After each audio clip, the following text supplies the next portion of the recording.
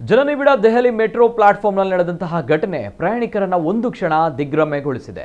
ಓರ್ವ ತಾಯಿ ತನ್ನ ಮಗ ಗೆಳತಿಯೊಂದಿಗೆ ಪ್ಲಾಟ್ಫಾರ್ಮ್ನಲ್ಲಿ ಕುಳಿತಿರುವುದನ್ನು ಗಮನಿಸಿ ಯಾವುದೇ ವಾದ ಮಾಡದೆ, ಕೋಪವೂ ಕೂಡ ಮಾಡಿಕೊಳ್ಳದೆ ಹುಡುಗನ ತಾಯಿ ಹುಡುಗಿಯ ತಲೆಯ ಮೇಲೆ ಸ್ಕಾರ್ಫ್ ಹೊದಿಸಿ ಸಿಹಿ ತಿಂಡಿಗಳು ಮತ್ತು ಇತರ ವಸ್ತುಗಳನ್ನು ಅವಳ ಮಡಿಲಿನಲ್ಲಿ ಇರಿಸಿ ಅಲ್ಲಿಯೇ ಎಂಗೇಜ್ಮೆಂಟ್ ಆಚರಣೆಯನ್ನು ಪೂರ್ಣಗೊಳಿಸಿದ್ಲು.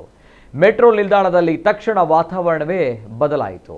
ವಿಡಿಯೋ ವೈರಲ್ ಆದ ತಕ್ಷಣ ಇಂಟರ್ನೆಟ್ನಲ್ಲಿ ಬಳಕೆದಾರರು ಮಿಶ್ರ ಪ್ರತಿಕ್ರಿಯೆ ವ್ಯಕ್ತಪಡಿಸಿದ್ದಾರೆ. ಕೆಲವರು ಇದನ್ನು ಬುದ್ಧಿವಂತರ ಲಕ್ಷಣ ಎಂದು ಕೊಂಡಾಡಿದರೆ, ಮತ್ತೆ ಕೆಲವರು ಅದೇ ಮಗಳಾಗಿದ್ದರೆ ಇಂತಹ ನಿರ್ಧಾರ ತೆಗೆದುಕೊಳ್ಳಲಾಗ್ತಾ ಇತ್ತೇ ಎಂದು ಪ್ರಶ್ನಿಸ್ತಾ ಇದ್ದಾರೆ.